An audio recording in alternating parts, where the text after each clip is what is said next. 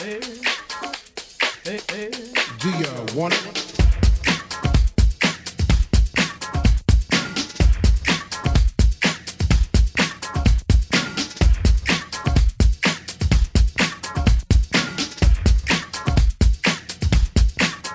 Cavo Paradiso World Tour, and we're here catching up with Matthias Tansman. How are you doing, sir? Doing really good. How are you? I'm really, really well. It's 10 years as well of Cavo Paradiso, and the new compilation is out, and you're the man. Yeah, one of the two guys. Yeah. It must be a really sort of proud thing. No, I was really honored to be asked to do that, and I'm happy. And the last one we know did sort of Mix Mag, named it Compilation of the Month and stuff. So high hopes for this one. Yeah, that's really something big to catch up to. I mean, there's high expectations now, but yeah. It's sounding awesome though. What's your favourite track? Can't really pick. I try to make like a selection of my favorite tracks. I never have like one particular favorite. You're track. being diplomatic now. No. I'm really. I really can't pick a single track. It's always like I have, a list of 10 favorite tracks at a time, but it's changing so fast as well. Now, you've been also 10 years this year is Moon Harbour, which is your label.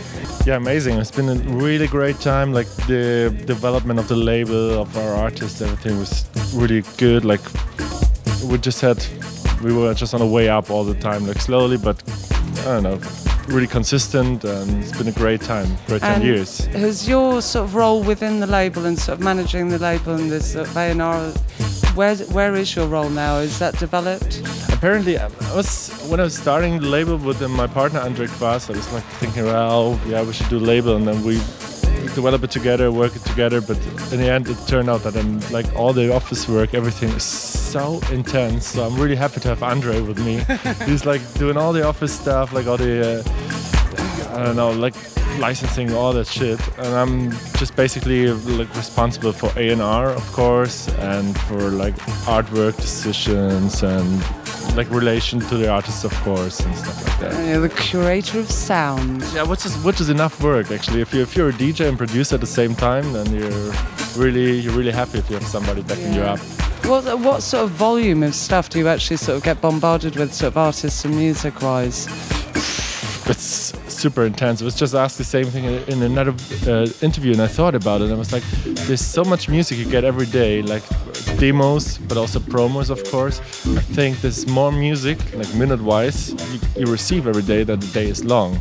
So you cannot listen. I mean, you really have to pick out your friends or something sounding promising to listen to it, and people sometimes don't understand why you don't listen to all their demos and everything. You cannot respond to it. It's just too much. But you guys do your best, which we know. Of course, I'm trying to do my best because I remember when I started making music, when I gave my music to somebody, of course I wanted to have their opinion, and not expecting them to release it, but just like having an opinion. But now it's just too much music to give that to everybody who's sending music. Yes. Now you've got an amazing year coming up. You've got your residencies in Ibiza, you're doing the Cavo Paradiso tour, you've got the new release. What else have you got coming up in the next year that we should keep an eye out for? Definitely the next big thing for us, for the label, is like the 10 years of Moon Harbour. So we're gonna do a compilation after the summer and a big like world tour with that as well. So we all have to, it all has to work together. With Ibiza, the DC-10, with the Cavo, and then with the Moon Harbour, it's gonna be really busy in that last half of the year. Thank you for taking some time to talk to us.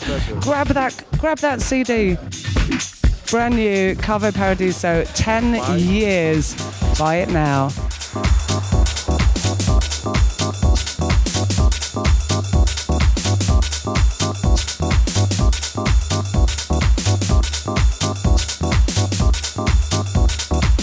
Cat for Loop TV in a warehouse in East London on the next stop on the Cavo Paradiso World Tour.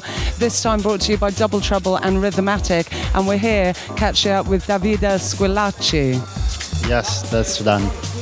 Nice to meet you, sir. It's going to be massive tonight. It's quite a setup you've got here. Yeah, actually the venue is really impressive. It's like a warehouse, the kind of thing right now people really want. They don't want club anymore. They want to have a new experience, a place they've never been. So this looks like the place for tonight. It's sort of real back to the roots of sort of underground music in this sort of venue. Totally. I kind of like clubs. I kind of like the clubs where you can also, talk to people. You have another room where you can talk and have a social life, not just dark and, the kind of underground club. I think this fits the bill because there is another space over there where you can have a talk. There's a little porter cabin with a toaster and a kettle. We can go and have some tea and toast later. Sure, for sure.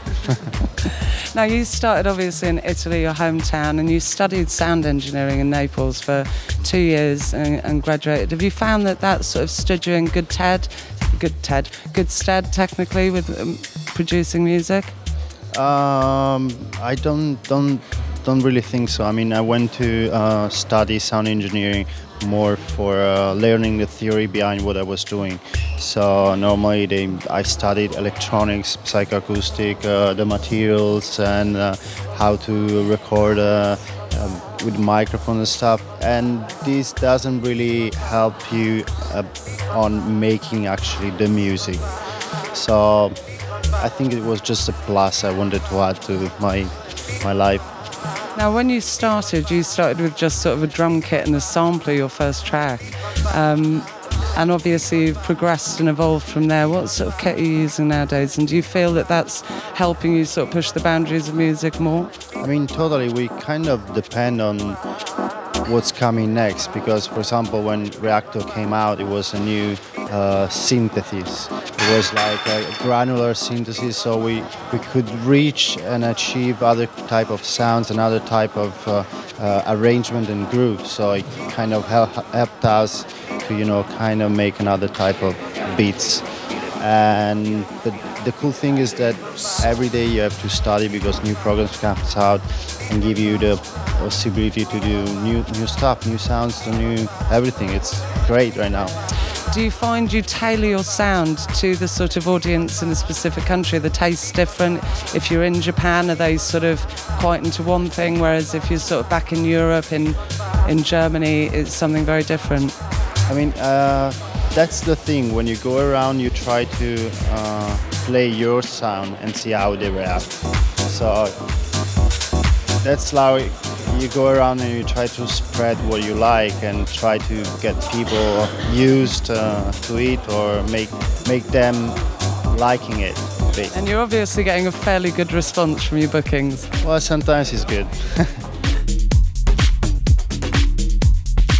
Kat here for Loop TV on the Cavo Paradiso tour, and we're catching up with Stathis Lazaridis. Well done, excellent. Thank you, my darling. And also Alex Seller. Nice to see you. Nice to see you too, and a much easier name, thank you. And tonight you guys are debuting your performance as Stella. How long have you guys actually been producing together? We've been knowing each other since like 2 years now? Almost 2 years. Almost 2 years. That's right. And, I mean, the production side of things came naturally. We became good friends, and through hanging out, we started doing some things in the studio. So it worked out really nicely. And your first release being released this month, and it's called Terrence. Tell us a bit about that. What happened is that after we got down on the studio, we made this track using Terence McKenna's vocal, which was a Stathis idea originally. And basically the track is called like this because Terence McKenna was a philosopher that wrote this very amazing speech, which we're using in the track. And we incorporated that in the breakdown, and the track came out. It's being released on SOS Records of Lauhaus and Kabbalon Liebe in Holland. I like a shameless plug.